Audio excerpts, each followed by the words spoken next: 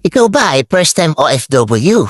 At iniisip mo na dahil meron ng OFW Travel Pass, hindi mo nakakailanganin ng OEC. So sandali lang ha? Hindi pare-pareho ang proseso ng bagong OFW Travel Pass o balik manggagawa.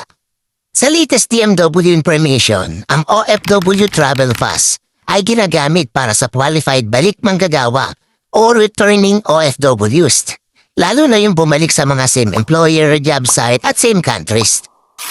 Ibig sabihin, kung ikaw ay uuwi lang ng Pilipinas para magbakasyon at babalik sa dati mong trabaho, pwede kang gumamit ng Digital OFW Travel Pass kapag qualified ang records mo.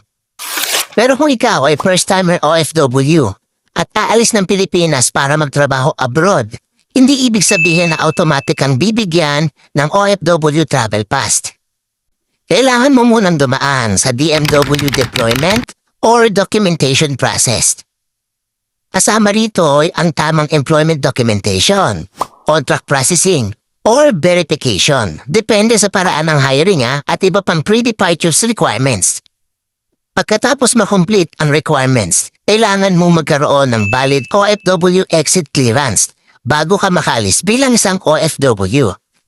So importanteng tandaan ang OFW Travel Pass ay hindi simpleng replacement card na lahat ng OFW ay automatic makakakuha.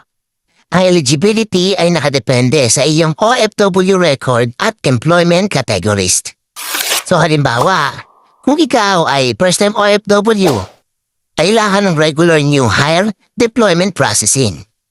At kung ikaw naman ay balik manggagawa with same employer, job site at country, doon papasok yung OFW Travel Pass or Digital Road kung qualified.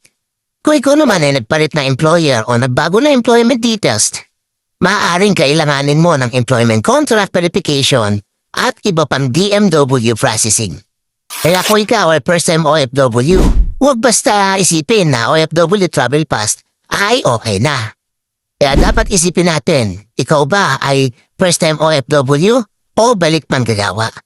So i-comment nyo lang kung ikaw ay first-time OFW o balik manggagawa. Para sa susunod, gagawa tayo ng step-by-step guide para sa pagkuha ng ating OFW Travel Pass. So kung gusto nyo ng ganitong mga updates at tips, ito lang po ang inyong lingkod.